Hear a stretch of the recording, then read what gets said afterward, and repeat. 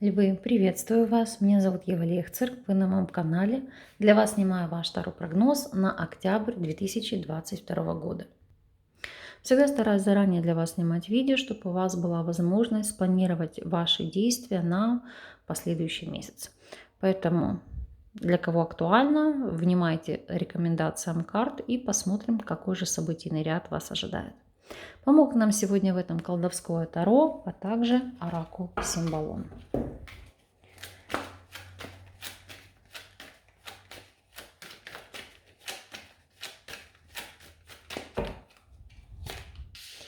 Общая энергия месяца.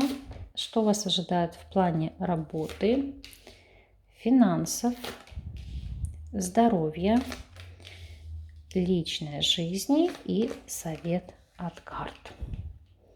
Что ж, арканы перед вами. Начнем. Общая энергия месяца. Как мы видим, у вас здесь ложится восьмерка чаш. Карта, которая говорит о желании уйти от каких-то эмоций, переживаний, от того, что вас отягощает, не дает вам двигаться дальше. Просто от каких-то негативных моментов в жизни. Для кого-то это, конечно же, могут быть перемещения. Знаете, как оставить все за плечами, уйти в никуда ни с чем и горевать по этому поводу. Это могут быть просто уход из отношений, работы, от взаимодействия с кем-то. Либо, знаете, как закрыть какую-то страницу жизни, которая давно ятрит вам душу. Мы сейчас посмотрим, чего конкретно у вас это будет касаться. У вас здесь ложится аркан Императрица.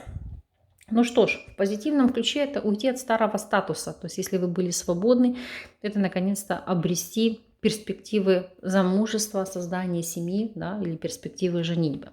Но все-таки здесь в связке, в совокупности карт это может отыграться как в прямом смысле слова оборвать пуповину. Завершить общение интенсивное там, с матерью, бабушкой, либо с женщинами вашего рода, которые, как вы понимаете, вампирят вас, либо отягощают вашу жизнь. У некоторых, если это мужчины меня смотрят, если вы были на выборе, это наконец-то определиться с выбором и уйти к той женщине, с которой вы хотите жить.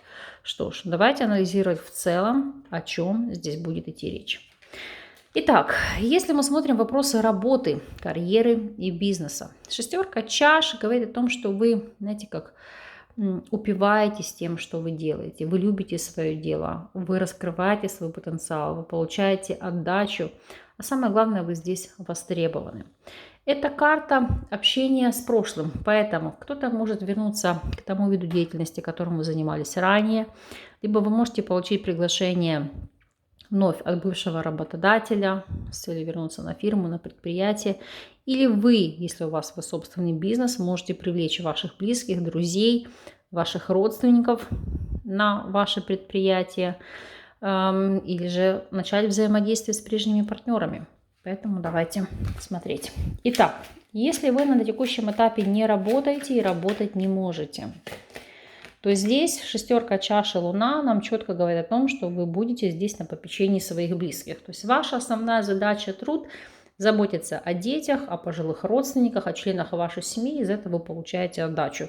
Как бы другой реализации у вас здесь пока нет. Если вы в статусе соискателя, опять же, четверка жезлов, шестерка чаш.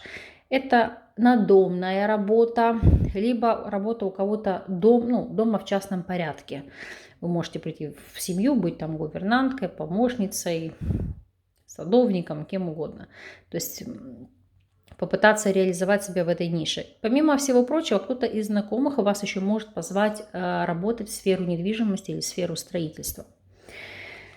Если же мы будем рассматривать ситуацию для тех, кто у нас является наемным сотрудником, то шестерка чаш и король жезлов – это ситуация, когда о вас замолвили словечко. Коллеги, друзья, может быть, там бывший работодатель текущему работодателю. И как следствие это повышает ваш авторитет, ваши возможности и дает вам перспективы карьерного роста. Если же у вас свой собственный бизнес, то шестерка чаш и тройка мечей. А вот здесь все-таки отыграется иначе. Не так, как я вам озвучивала в начале. Потому что, сопоставляя эти карты в связке, восьмерка чаш, шестерка чаш и тройка мечей, это все-таки отойти от взаимодействия в бизнесе с близкими, с родственниками или с бывшими партнерами, как поставить над этим точку и отказаться от их услуг. Потому что здесь по арканам нашла коса на камень. И как следствие вы понимаете, что себе дороже будет иметь с ними какие-то общие дела. Если смотреть вопросы финансов, по десятке чаш прекрасная составляющая, хороший заработок. По этим арканам это достаток, это жить в довольстве, жизнь полная чаша. Да, здесь, конечно, будут существенные солидные траты на семью, на ваших родственников, которые могут быть у вас на обеспечении. Но, тем не менее, все ваши потребности и ваших близких здесь закрыты. В вопросы здоровья у нас падает аркан влюбленные. Зачастую карта, если брать в целом, может указывать на нормальное положение вещей. Но вот дотягиваю здесь аркан, у нас ложится королева чаш. Будьте предельно внимательными. Это у нас носоглотка, легкие, бронхи и трахея. То есть здесь этими органами могут быть вопросы. То есть какие-то воспалительные процессы. Поэтому будем начеку. Предупрежден, значит вооружен. Как следствие, занимайтесь профилактикой подобного рода болезней. Если мы смотрим вопросы личной жизни, вот здесь у нас ложится аркан смерть. Что ж, перемены, трансформации. И для кого-то действительно знаковый выбор, либо изменение вашего статуса.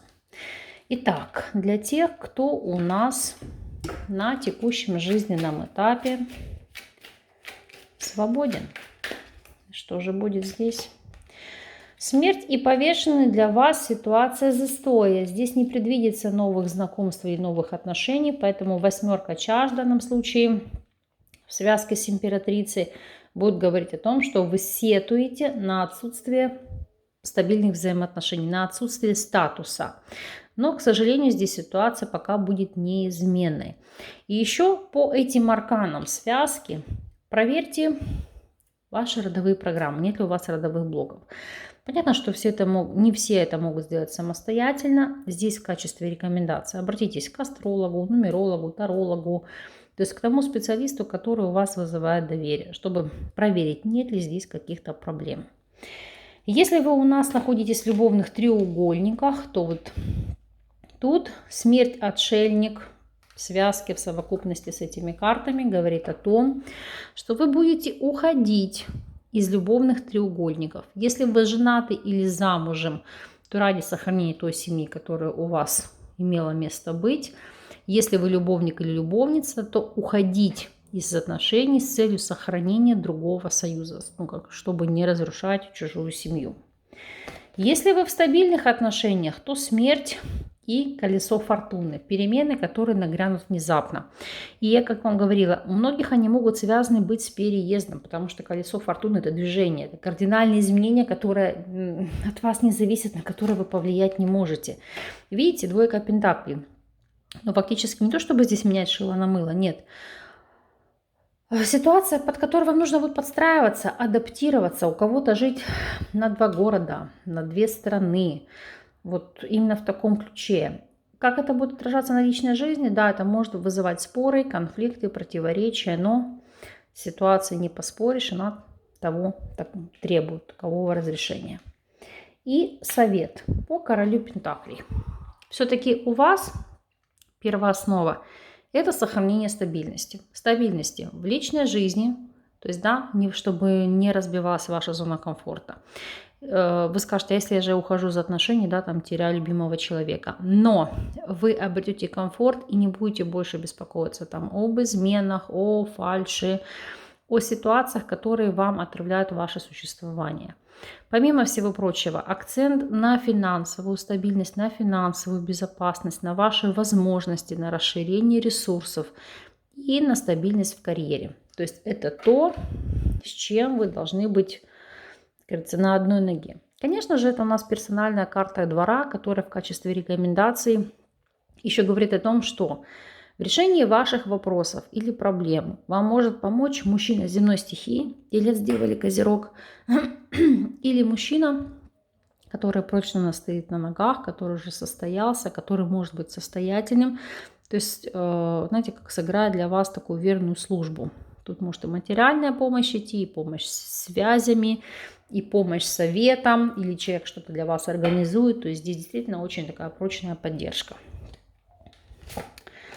Но у вас даже, видите, ложится аркан первосвященника. То есть вы под защитой высших сил, вы под протекцией, вы получаете помощь свыше, вас ведут свыше. Это как бы судьбоносные перемены, на которые вас благословила Вселенная. Поэтому здесь обращайте внимание на знаки, не пренебрегайте помощью тех лиц, которые вам действительно искренне стараются помочь.